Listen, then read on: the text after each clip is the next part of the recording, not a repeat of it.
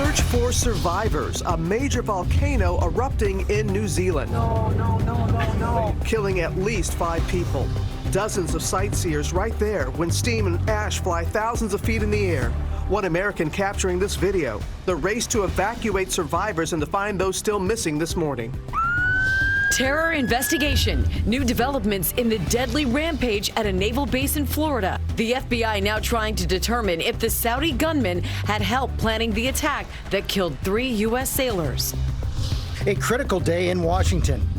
Closing arguments in the impeachment showdown about to begin just moments from now. And also this morning, the Department of Justice Inspector General about to release a long-awaited report on the FBI's investigation into President Trump's campaign. Mysterious death. The 21-year-old world-famous rapper named Billboard's Best New Artist this year, suddenly dying after suffering a seizure at Chicago's Midway Airport. Green Monday, the last big shopping holiday before Christmas, now getting underway. And celebrating the man who brought sunny days to millions of children on Sesame Street, the original Big Bird. I got you, Joe. Oh, you got me. And Oscar the Grouch. Oh, I love trash. Now the tributes pouring in for Carol Spinney this morning. Live in Times Square, this is Good Morning America. And Good Morning America. Hope you're well this Monday morning. We are remembering Carol Spinney this morning. He was an artist. He was an educator. He brought Big Bird and Oscar the Grouch to life for nearly 50 years. And they paid tribute to Spinney and Sesame Street last night at the Kennedy Center Honors. We're going to have much more on Spinney's life just ahead. But first, we do begin with that breaking news. A massive volcano erupting in New Zealand. Dozens of tourists were there exploring when the smoke and ash flew thousands of feet into the air, killing at least 5 people and injuring others. Right now, some are still missing, and the situation, as you can imagine, extremely dangerous. ABC's James Longman starts us off with the latest. Good morning, James. Yeah, good morning, Robin. It's known as New Zealand's angriest volcano. Thousands visit every year, but this eruption was totally unexpected. Some people were just feet from the crater when it exploded. Rescue workers are still unable to access the island because it's still too dangerous. So the true number of those caught up in this is still unknown. No. A deadly volcanic eruption rocking New Zealand. Tour boats race to escape the danger. At least 5 people dead and others missing. Authorities warn the death toll could rise. The sudden eruption hit just after 2 p.m. on New Zealand's White Island. Volcanic ash spewing 12,000 feet into the air. If you are close to that, it is not good. Around 50 people were on or around the island at the time, many of them tourists. A sign of just how sudden this blow was. Look how close these people were to the crater right before the explosion. An American tourist taking this video inside the rim just 20 minutes before. More than 20 people have been rescued from the island so far. A number of people have burns as a result of the eruption. It is still too early for police to confirm how many people are involved. The dead are among those rescued, and since the island is still too dangerous to access, it's not known how many more may be hurt. The island is covered with volcanic material, and a no-fly zone is in place, with New Zealand now calling in its military to help. The danger of a second eruption still very real. It has quietened down, but we can't be certain there won't be another eruption in the next 24 hours. Now, as you were hearing there, the fear of another eruption is still very real. Scientists are saying it was almost like the volcano was clearing its throat, so another explosion possible. Rescue workers are now saying, though, there are no signs of life on the island. Amy? Oh, just devastating. All right, James, thank you. Now the latest on the investigation into that deadly attack on a naval base in Florida. The FBI now investigating it as an act of terrorism. The suspected shooter who gunned down 3 U.S. sailors was a member of the Saudi Air Force who was training on the base. Stephanie Ramos is in Pensacola with the latest on this. Good morning, Stephanie. Amy, good morning. The Naval Air Station here in Pensacola is back open to everyone this morning. You can kind of make out the traffic on the bridge there headed toward the front gate of the base. But many military installations like this one are still on high alert after Friday's deadly attack. This morning, the deadly rampage at a naval air station in Florida being investigated as a terrorist act. Authorities trying to determine if the gunman, Mohammed al-Shamrani, a Saudi national, had help in planning the attack. It's who else was would have had knowledge, who else was involved. But then also what vetting takes place. Al-Shamrani on Friday killing 3 U.S. Navy sailors and wounding 8 others, including 2 law enforcement officers. The shooter, a member of the Saudi Air Force, part of a program in Pensacola for international military personnel. A common practice, foreign nationals routinely train with the U.S. military when foreign governments purchase American military aircraft. And now, the New York Times is reporting the suspect filed a formal complaint earlier this year against one of his instructors, allegedly infuriated by being called a derogatory nickname that mocked his facial hair. Our main goal right now is to confirm whether he acted alone or was he a part of a larger network. Sources now tell ABC News they're investigating classmates' claims that al-Shamrani watched videos of mass shootings in front of friends at his home just days before the carnage. They believe it served as a way of psyching himself up. Overnight, the bodies of the fallen service members transferred at Dover Air Force Base. 19-year-old Mohammed Haytham, whose father called an exceptional kid. 21-year-old Cameron Walters, a Navy aviation student, his family calling him a genuine soul. And 23-year-old Joshua Caleb Watson, an aspiring fighter pilot, who after being shot reportedly made it outside and told first responders where the shooter was. We are broken. Our joy has been stolen. Watson's family speaking with us overnight. When we started hearing the stories and all about how he had engaged the person, I knew he died doing what he wanted to do, serving his country.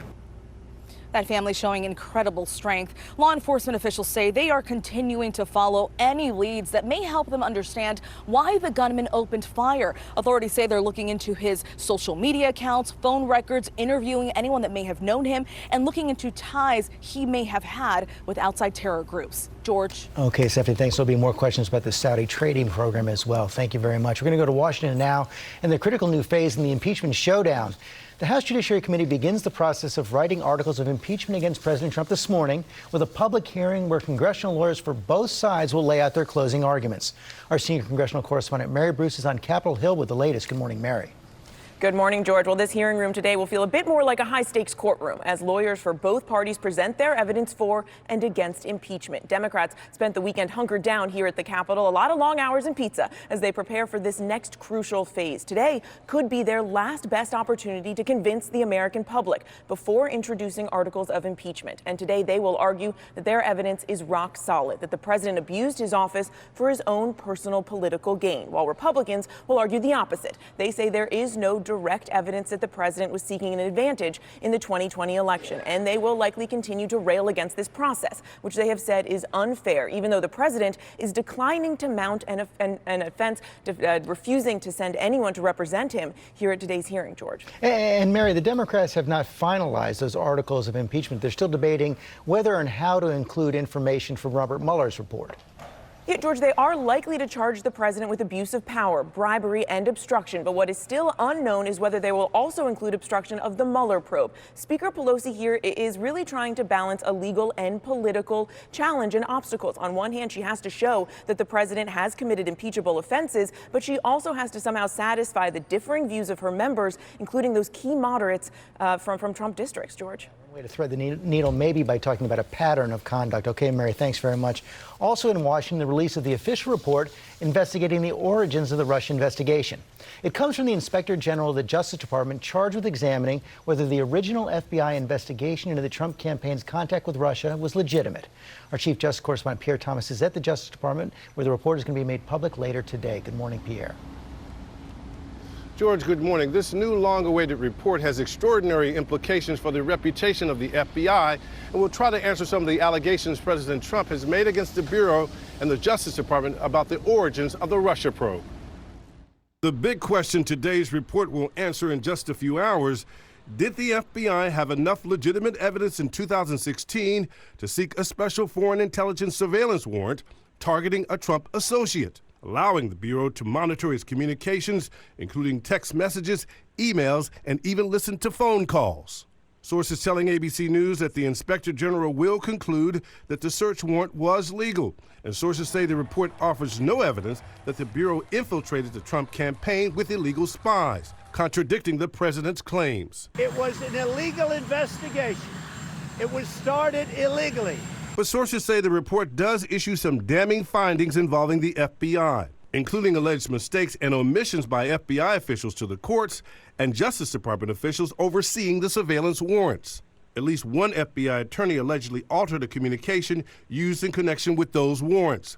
And the Inspector General did find evidence of bias against Trump among some FBI officials. The Inspector General is also expected to lay out in detail the exact role of the so-called Steele dossier, developed by a former British intelligence officer who was working for Democrats. But sources say the report will find those mistakes did not outweigh the need to investigate numerous contacts between Trump associates and Russian operatives during the 2016 election when the Kremlin hacked the DNC and the Clinton campaign. Both supporters of the FBI and critics will find something to latch on to here. This report will give some clarity, even as the Attorney General has authorized another investigation looking at some of these very same issues, George. And Pierre, you mentioned Christopher Steele. We also learned overnight that he was told by the Justice Department that information that had been blacked out by the Inspector General is actually going to be released. And this is highly unusual. Usually subjects are given the chance to review the information about them. That's right, George. He has been told that this information will be released. He has not been told what the details are. We reached out to the Justice Department. We've not heard back yet, George. Pierre Thomas, thanks very much. I know you're going to be joining us for live coverage of both these breaking stories. That starts at 9 Eastern. We have to leave a bit early to prepare for that, George. But now to that winter whiplash, snow and downpours out west, and a messy start to the week here in the east with a bitter cold blast on the way. Ginger is back, tracking the latest. Good morning, Ginger. Good morning to you, Robin. I got it all for you. And it starts with what the storm did in Orinda, California. This is near Berkeley, so Northern California. Big time winds, but also super saturated soil from the last week. So the trees go right into the homes there. They had up to 18 inches of rain in just the last week in parts of Northern California. So that's why they had the flash flooding there in San Francisco. And then Telluride, by the time that storm got to the mountains, drops up to 5 inches of snow. In northern New Mexico is up to 8 inches of snow. Now it is bringing 2 to 4 inches to Minneapolis this morning, so the morning commute could be messy. New York City and Philadelphia, we get the rain tonight, and that could certainly impact I-95 corridor going into late tonight. And then into tomorrow and tomorrow night, watch how the snow starts to fly as far south as northern Mississippi. A lot of cold air coming in, and what that's going to mean for us by Wednesday morning is snow. Boston, you're getting it too. I'll have much more coming up, Amy. All right, very holiday-ish. We'll take that, Ginger. We're following some breaking news this morning involving Russia and the Olympics. The World Anti-Doping Agency has now banned Russia from the Olympics and other major sporting events for 4 years after the doping scandal, meaning athletes cannot compete under the Russian flag at next year's Tokyo Olympics. Now, Russian athletes will still be able to participate in major events if they were not implicated in that scandal. Also this morning, the New England Patriots cheated out of a possible win. A couple of bad calls costing them the chance at victory over the Kansas City Chiefs. First, officials blew the whistle too early on this fumble recovery, stopping a pretty good chance at the Pats scoring a defensive touchdown. And then receiver N'Keal Harry was ruled out of bounds after walking the tightrope on this play, which should have been a touchdown. Unfortunately for New England, they could not challenge the play and had to settle for a field goal instead. KC went on to win 23-16. The loss snaps the Patriots' 21-game home winning streak. My Dogs lost. Your Saints lost. I'm saying a Patriots fan wrote that script. I'm going to tell you that right now. Should have been a touchdown. I loved your body language during that. I tried to. You were going, huh? Patriots fan definitely wrote that, but it was your Dogs, my Saints. Yeah, you know. Life goes on. Yeah, what are you going to do? We are going to turn now to the tributes pouring in for a man who brought so much joy to generations of children, Carol Spinney, the man behind Big Bird and Oscar the Grouch on Sesame Street for nearly half a century. Lara's here with a story. Hi, George. Good morning. Yeah, he was 85 years young, and for 50 of those, Carol Spinney was the voice and the operator for both Big Bird and Oscar the Grouch. He created both characters for the first episode of Sesame Street in 1969, and he entertained generations of kids ever since. He gave life to two of the most beloved children's television characters of all time. Oh, hello. Big Bird, why are you doing that? Just because. Carol Spinney, the man behind Sesame Street's iconic Big Bird and Oscar the Grouch for nearly 50 years. I like being miserable. That makes me happy. It does that. But I don't like being happy, so that makes me miserable. Helping generations of children learn to count. 8, 9. What's next? 10. Oh, of course. And read. The first time I saw that, though, I didn't know it was the alphabet. I thought it was a word. Combining education and comedy. Wait a minute, look at this. The horse's head is completely missing. Oh, that is wonderful. Helping kids face difficult subjects. My home, my list. Teaching them that their voices mattered. I told you all along that there was a Snuffleupagus, my best pal. Spinney once told the New York Times, most people forget what it's like to be a kid when they get older, but he never did, even when serving in the Air Force. He was born in Waltham, Massachusetts, and by the time he was 12, he had 70 puppets made by his mom. In 1969, he met Jim Henson at a puppeteers convention, and a few months later, he got the gig on Sesame Street. He often joked that he was the most anonymous, famous person in America. I kind of have a great opportunity, which is to be Big Bird, and I think it's both a privilege and kind of exciting to do. Celebrities weighing in on Spinney's death, from Tom Bergeron to Seth MacFarlane. Frozen's Josh Gad tweeting, "For close to 3 generations, Carol Spinney has taught us kindness, love, respect, joy, and friendship." I think that because of all the hundreds of millions of children who have watched intently on their show, that I could feel that it's probably a little bit better a place. That's what I'd like to call my legacy. Overnight, Sesame Street became the first TV show to be awarded with a Kennedy Center honor. Don't worry, Dad, it's not good enough for anyone else to hear. Just sing my empty fears. Sing our song. The same day Sesame Street announced Spinney's death, the cast and creators wearing yellow feathers in memory of his honor. And the Henson family posted this photo on Facebook, writing, "It was a moment of creative destiny when Carol Spinney met Jim Henson." It certainly was. And Carol once said that he based Big Bird on his 6-year-old self. That's who Big Bird was. And Oscar the Grouch was a New York City cab driver that he once encountered and never forgot. That's amazing. You're going to have much more on the 8 o'clock hour. What a guy. Yes. Okay, thank you, Lara. We are following a lot of other stories this morning, including that shocking death of the famous rapper Juice WRLD, who suddenly suffered a seizure at a Chicago airport. New details are coming in this morning. Also ahead is a big day for holiday shopping. It's Green Monday, one of the final days of deals before Christmas.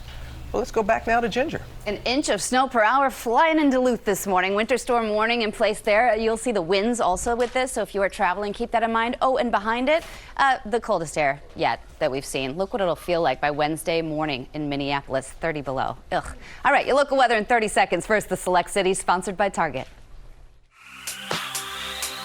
For all the season's greeters, for the gingerbread architects, the lighting Jedi, and the gift detectives, for the family historians and tradition twisters, for all the families, big, small, chosen, and frozen. Whatever you give, however you gather, we're thinking of you.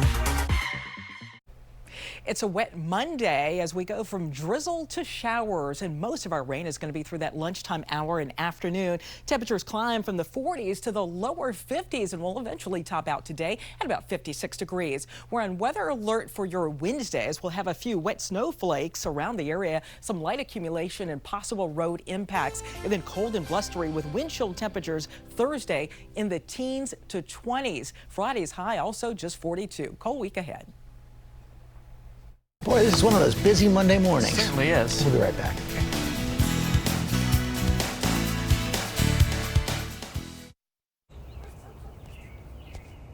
I'ma break you off, let me be your motivation. Yeah, 'cause I do it so right.